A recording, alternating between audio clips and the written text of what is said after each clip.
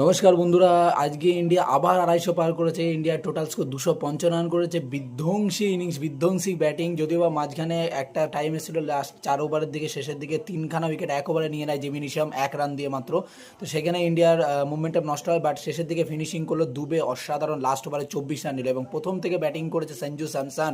আবার আজকে 89 রান করেছে এবং ঈশান কিষান 54 রান করেছে। অভিষেক শর্মা দারুণ কামব্যাক করেছে, আজকে 51 রান করেছে মাত্র 21 বল খেলে।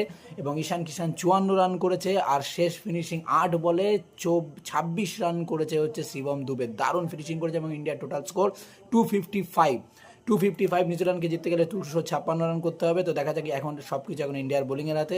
যদিও বা লাস্ট ম্যাচ ইংল্যান্ড কাছাকাছি চলে এসেছিল, তো সেটার জন্য এখনও বুক ধুরপক করছে। তো যাই হোক, মাঝখানে একটা মোমেন্টাম নষ্ট হয়েছিল ইন্ডিয়ার, 3টে উইকেট তাড়াতাড়ি, 4টে উইকেট খুব তাড়াতাড়ি পড়ে যায়। বাট দুবে দারুণ ফিনিশ করলো, দারুণ দারুণ। চলো, ইন্ডিয়া লড়াই করতে হবে।